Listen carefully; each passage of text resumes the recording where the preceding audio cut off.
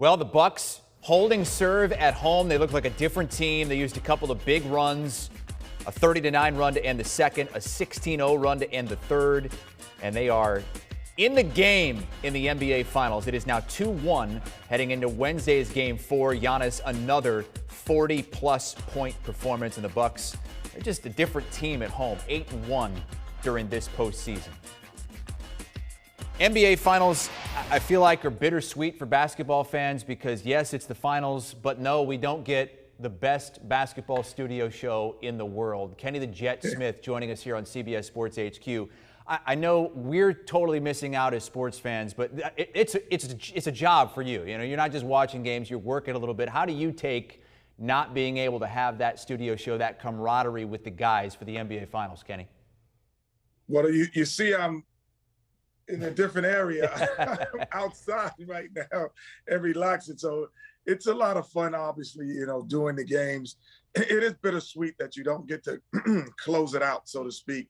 But for us, we've had almost a two-year straight run. We only had like a month off because we go through the finals last year, and then we come back out of the bubble, come back right back in. It was a long year. So I'm happy to be at home right now watching.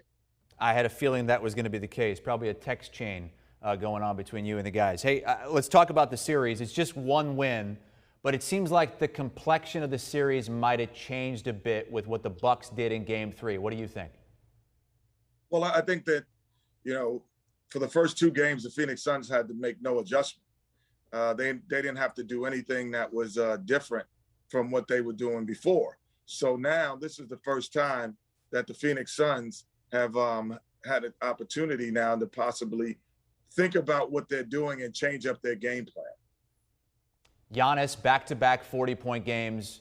It was fine for Phoenix in Game 2, but not in Game 3. What do you make of his performance so far, certainly in rare air with Air Jordan?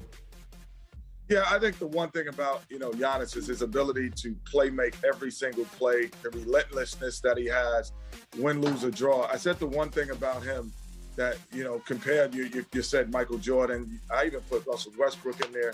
They're guys who, no matter what's going on, win, lose, or draw, you can never question their effort.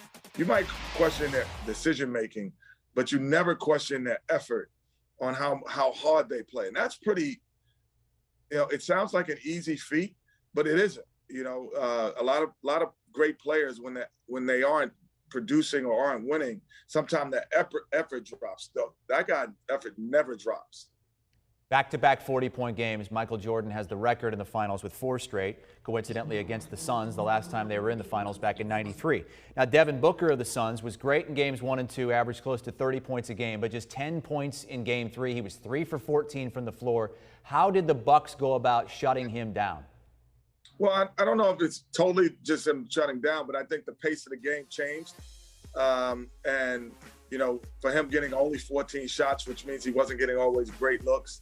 And, you know, I think the pace was a lot faster for the Bucks than it had been. I thought the decisions were made quicker. In those other games, I thought Chris Paul and Devin Booker were able to create a pace that everyone lived at.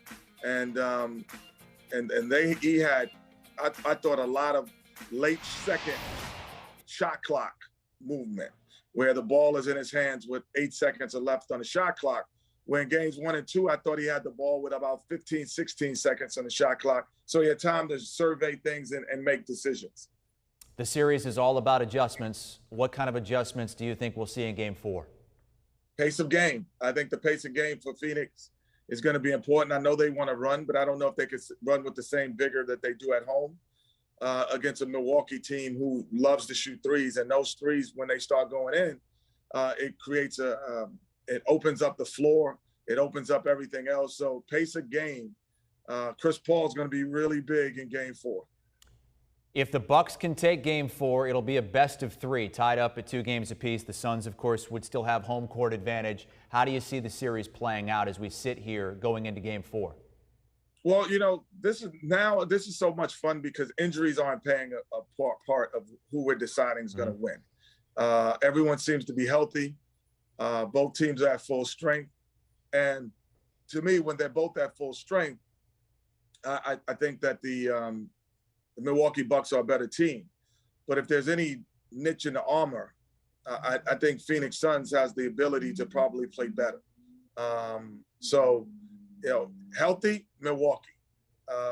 If anyone is out or gets hurt or anything, I think Phoenix has more depth in a lot of areas and they probably could sustain it better. Yeah, we were worried about Giannis's health coming into the series. He's shown us that he is every bit as good, if not better than he was before that injury, back-to-back 40-point games. Kenny, tell us how you and Hotels.com are going to console some of the losing fans, depending on which side things fall on. Yeah, that's what I'm in my Hotels.com right now. I booked it. I'm in my great place. And what we're doing for fans, all you have to do on going Hotels.com/no-trophy-case. And you have to just give us a video of you crying your eyes out about your team losing. And we're going to pick a winner and have an all expense paid trip to anywhere, to New York City. I'm going to give you a morning pep talk, get you in. It's 2 nights in New York City at a hotel. They got, I think, ceiling, the floor, windows. You get to be out, enjoy the room. We're going to give you $1,000 in room service. And we're going to give you tickets to the opening game of your favorite team. So, but you can't enter until after the series is done. And we want to see who's crying out there because I've been a fan before I was a player, and I used to cry when my favorite team lost. So instead of congratulating the winner, we're consoling the loser. Kenny, if you had to pick right now, and this is great because you're giving the losing fans something to feel good about. But if you had to pick right now, who do you think is going to be in that glass booth of emotion? Is it going to be Bucks fans or Suns fans? As I said earlier, if it's healthy, those our fans in Phoenix, go to Hotels.com/no-trophy-case, and we'll console you real nicely. All right, that's Kenny the Jet Smith joining us here on behalf of Hotels.com. Great to see you, Kenny. Thank you. Post your videos, guys. Do you want a sports network that delivers everything that matters about the game? The highlights, the picks, the instant analysis, no yelling, no fake debates, no politics. Hit the subscribe button and never miss a moment.